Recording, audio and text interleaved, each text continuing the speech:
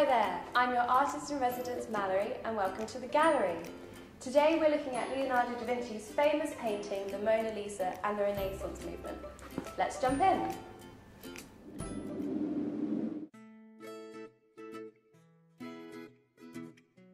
The year is 1505 and we find ourselves in Florence, Italy, in Leonardo da Vinci's workshop. Now Lisa, where have you been? We're looking for you for ages to finish off our painting. Leonardo, we've been working on this for years now. When will we finally finish? Now you must understand I'm a busy man. Not only am I an artist, but I am a sculptor, an architect, a musician and a scientist. I have a lot to do. Very well. Well, shall we continue now? Yes, if you just take the pose we've been working from. Are you sure you wish me to pose like this, Leonardo? It's a bit weird, isn't it? I mean, everyone else's paintings are more upright or triumphant looking. Ah yes, but my artwork will be revolutionary. People will steal it off of the wall simply to grab a glimpse of it. The Mona Lisa really was stolen off the walls in the Louvre in Paris in 1911, in an event known as the Great Art Theft. Well, very well. As long as my image sits in Italy for the rest of time as a revolutionary art piece, I shall be happy, Leonardo. Actually, in 1816 I was so proud of my work I gave it away as a gift to the King of France. Just don't tell Lisa that. Wow, what an interesting event, and it's all true. Da Vinci had numerous areas of interest and is widely considered one of the most diversely talented individuals to have ever lived. He was born in 1452 in the Republic of Florence, now part of present-day Italy.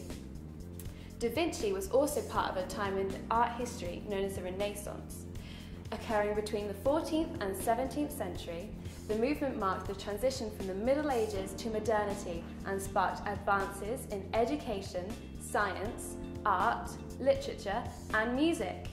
Another part of the Renaissance was the cultural movement of humanism. Part of the philosophy of humanism was the realism and human emotion in art. As such, painters developed techniques such as studying light and shadow and, in the case of Leonardo, human anatomy. One of the most talked about features of this painting is her smile. The is she or isn't she smile has long fascinated those who have looked upon it. However, in 2000, a Harvard neuroscientist discovered that it's all about where your focus is and how your brain responds. The overall image of the Mona Lisa is one that's been the most parodied work in the art world. So let's have a go at making our own. Now we're going to make a collage of the Mona Lisa.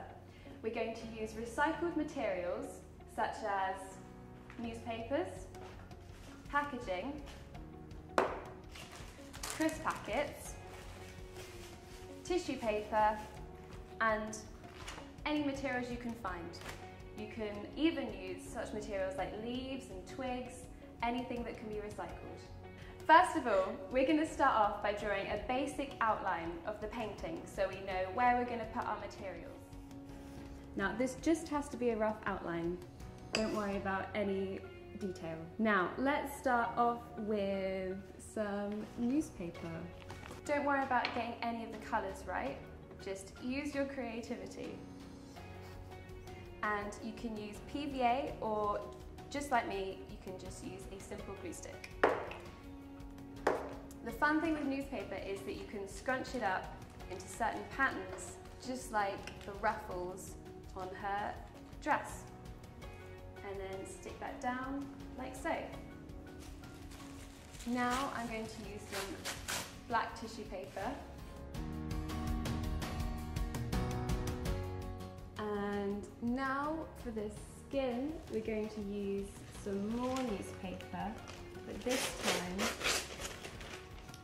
try just to keep the text so that we have one tone.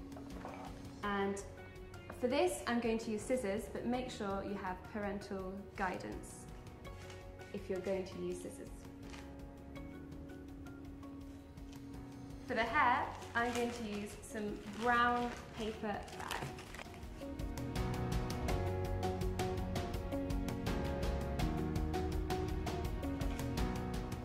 And now we're going to move on to the background using some layering of tissue paper.